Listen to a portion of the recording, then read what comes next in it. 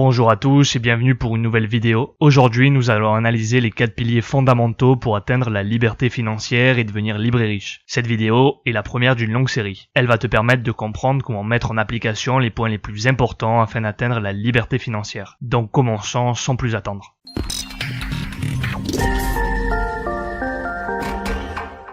Beaucoup de personnes se demandent comment augmenter la taille de leur porte-monnaie lorsqu'elles n'investissent pas leur argent, lorsqu'elles n'ont pas d'expérience dans ce domaine. Avant même de vouloir faire fructifier ton argent, il va falloir que tes finances personnelles soient saines. Cela représentera la colonne vertébrale des 4 piliers financiers. Bien entendu, si tu n'as jamais reçu d'éducation financière, il est probable que tu sois endetté. Et dans ce cas, pour commencer, tu devras appliquer le premier pilier de la liberté financière.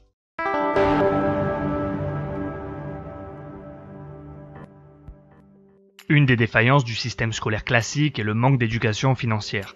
En effet, l'école enseigne de nombreuses matières qui vont plus ou moins nous être utiles une fois adultes. Mais qu'en est-il de notre enseignement sur le plan financier afin de gérer notre budget par exemple? L'éducation financière est sans aucun doute la matière la plus importante qui nous concerne à tous et ce durant les 365 jours de l'année.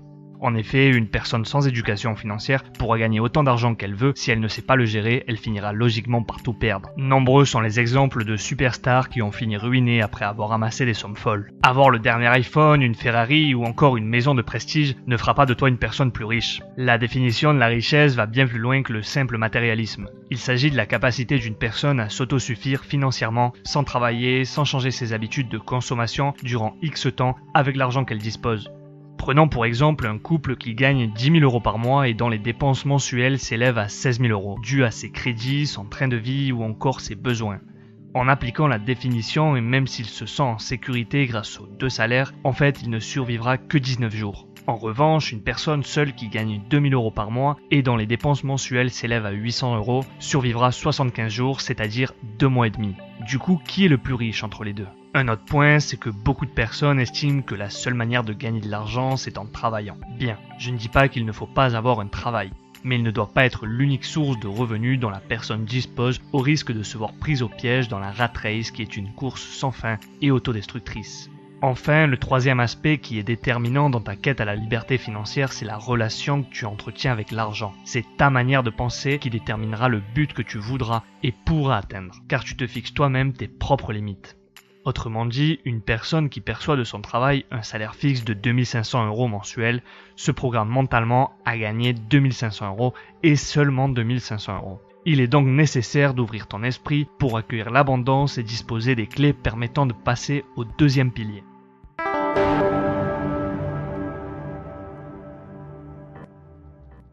Lorsque tu fais le choix d'investir ton argent, tu dois commencer par l'économiser. Un bon conseil, paye-toi en priorité en réservant au moins 10% de tes revenus à l'épargne. 10% n'est pas une grosse somme. Par exemple, 200 € d'un salaire de 2 000 € peut en théorie parfaitement se mettre de côté. Par contre, si tu es endetté, tu peux commencer par 1%, soit 20 € et augmenter petit à petit. Le plus important étant de prendre cette bonne habitude. Pour pouvoir appliquer cette recommandation, tu dois contrôler tes frais afin d'équilibrer tes revenus et tes dépenses. En plus, en épargnant un peu tous les mois, tu disposes d'une réserve d'argent qui te permet une marge de manœuvre plus élevée en cas d'imprévu d'une part et d'améliorer ta situation financière d'autre part. Tout naturellement, lorsque tu commences à avoir une petite épargne, l'objectif est de l'investir pour le faire fructifier. Aussi, pour t'éclairer sur ce point, il faut connaître le troisième pilier. Pour faire simple, un actif, c'est un bien qui te rapporte de l'argent, qui génère un flux financier positif comme par exemple des actions en bourse ou un investissement immobilier. En revanche, un passif ne te rapporte rien et au contraire peut même t'en faire perdre. La grande majorité des personnes, du moins celles qui n'ont pas d'éducation financière, possèdent seulement des passifs qui leur font perdre de l'argent, comme par exemple une voiture ou encore le financement des vacances par le biais d'un crédit à la consommation. Imaginons une personne sans éducation financière. Comme tu peux le voir sur le schéma, elle a un emploi qui lui rapporte un revenu grâce auquel elle peut acheter une voiture. Donc cet achat se place dans la colonne des passifs étant donné qu'elle n'en tire aucun bénéfice économique. Le problème est que pour financer l'acquisition de cette auto, elle va faire un emprunt à la banque, crédit qui s'ajoute à la colonne des passifs déjà existants. Maintenant, il lui faut non seulement rembourser les mensualités du prêt, mais en plus faire face aux différents frais comme par exemple l'assurance, l'essence, les réparations, l'entretien, et voilà comment une personne peut facilement et très rapidement s'endetter. Le problème des passifs est que très souvent ce sont des frais qui semblent être nécessaires et qui nous semblent indispensables, comme une maison, une voiture, le dernier téléphone ou encore voyager pendant les vacances. Du coup, avec l'argent de notre emploi, on paie des frais, on achète des passifs et non seulement on s'endette, mais en plus l'argent s'échappe, ce qui nous rend dépendants de notre travail. En fait, c'est un cercle vicieux. Mais alors comment agit une personne ayant reçu une bonne éducation financière? En fait, elle sait équilibrer ses actifs et ses passifs. Elle achète en premier des actifs qui génèrent des revenus passifs, comme par exemple un appartement dont elle perçoit les loyers qu'elle va ensuite réinvestir. Ainsi, les excédents se retrouvent dans la colonne des actifs et la font croître. Conclusion, pour atteindre la liberté financière, ta colonne d'actifs doit être plus importante que ta colonne des passifs. Et donc, si tu veux augmenter tes dépenses et ton style de vie, tu dois d'abord accroître ta colonne d'actifs afin de maintenir ce niveau de richesse et compenser les frais générés par l'acquisition de passifs. Au final, tes actifs te rendent indépendant financièrement et tu peux ainsi envisager de prendre ta retraite dès aujourd'hui. Tu as maintenant plus de revenus que de dépenses mensuelles. Souviens-toi de cette simple observation. Le riche achète des actifs, la classe moyenne achète des passifs en pensant que ce sont des actifs, alors que le pauvre n'achète que des passifs, il n'a que des frais.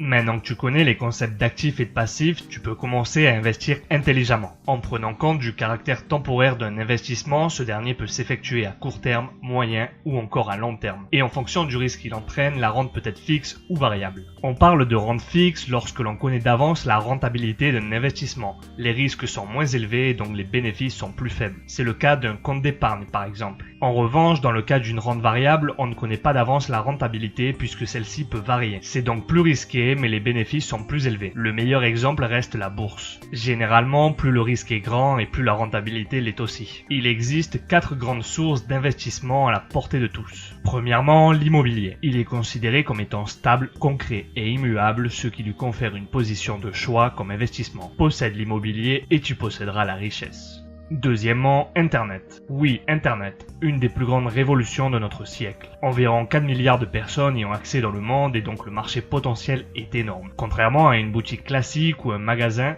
Internet fonctionne 24 heures sur 24, 7 jours sur 7 et les 365 jours de l'année. Il demande très peu de moyens économiques et pratiques puisque où que tu sois, tant que tu disposes d'une connexion Internet, ton business est capable de fonctionner. Si tu as une idée à promouvoir ou encore un produit à vendre, tu peux en un clic les diffuser, d'autant plus que de nos jours, tout le monde sait utiliser un ordinateur et peut même constituer un tremplin vers d'autres sources d'investissement comme la bourse. Troisièmement, la bourse. Elle est l'investissement incontournable, redouté par beaucoup car peu connu. Il est fréquent d'entendre que c'est un placement à risque. Néanmoins, le succès ou l'échec, la richesse ou la pauvreté dépendent uniquement de l'intelligence financière de l'investisseur et le temps qu'il y consacre. La bourse génère des milliards d'euros chaque jour, toutes les grandes industries y participent et dans presque tous les pays du monde, une bourse régit les marchés. L'avantage de la bourse, c'est la durée de la rentabilité, puisqu'aussi longtemps que la valeur existe, elle peut rapporter des millions d'euros de bénéfices largement au-delà de la valeur initiale investie. Enfin, monter sa propre affaire, être propriétaire d'une entreprise.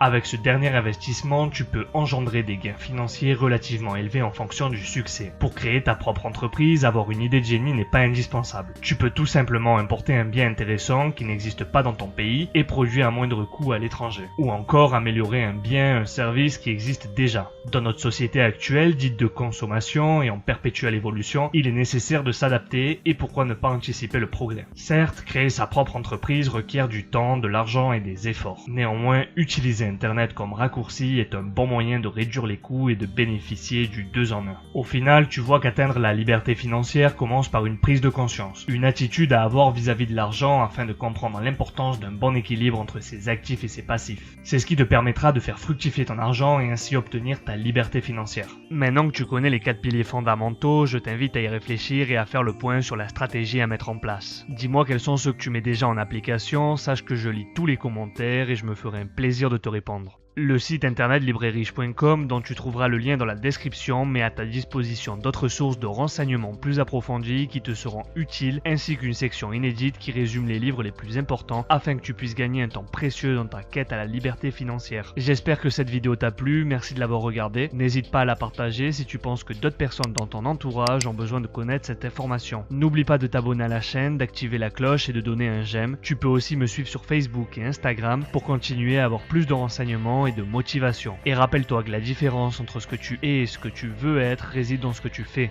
Deviens libre et riche.